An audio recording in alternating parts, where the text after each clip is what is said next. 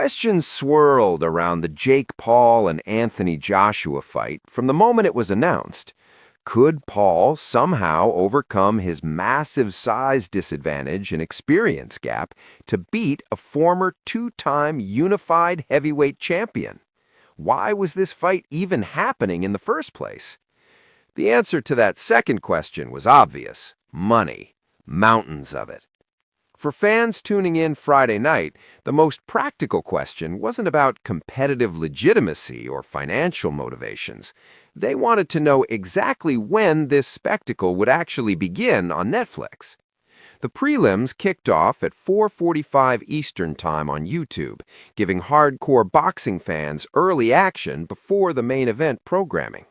Those undercard fights featured legitimate talent looking to showcase their skills on a massive platform, hoping Paul's celebrity would translate into career opportunities for them.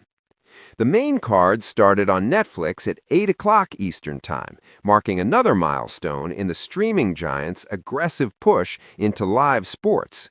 Netflix had already dipped into boxing with Paul's fight against Mike Tyson last year, and this event represented their continued investment in combat sports programming. But when would Paul and Joshua actually step into the ring? That's always the million-dollar question with boxing events. Promoters project times, but the actual main event start depends on how quickly undercard fights finish. Knockouts speed things up. Decisions that go the distance slow everything down. The projected window for Paul versus Joshua fell between 10:30 and 11 o'clock Eastern Time. That meant fans on the West Coast were looking at a 7:30 to 8 o'clock start, reasonable for prime-time viewing. East Coast viewers faced a late night, especially if the fight went the distance. The fight itself was scheduled for 8 rounds at 3 minutes each, totaling 24 minutes of actual fighting time if it went the distance.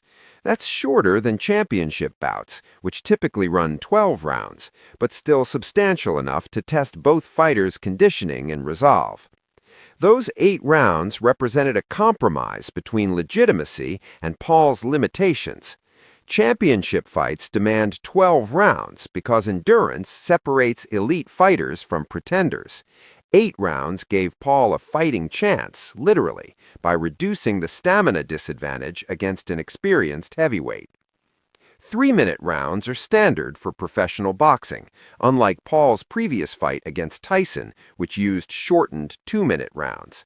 This detail mattered because it showed the fight was sanctioned as a legitimate professional bout rather than a modified exhibition.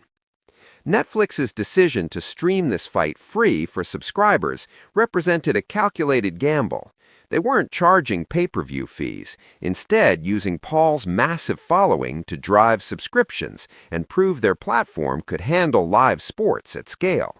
The Tyson fight had exposed technical issues with buffering and streaming quality, leading to widespread complaints. The prelims on YouTube served multiple purposes. It gave boxing purists earlier fights to enjoy while building anticipation for the main event.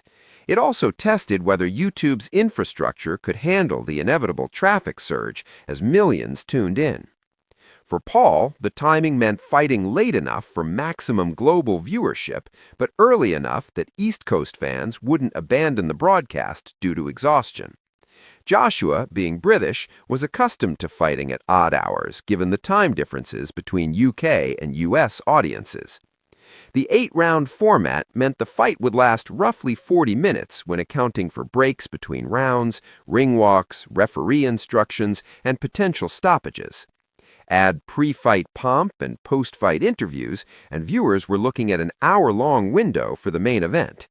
That timing calculation mattered for casual fans who wanted to tune in specifically for Paul versus Joshua without sitting through hours of undercard action.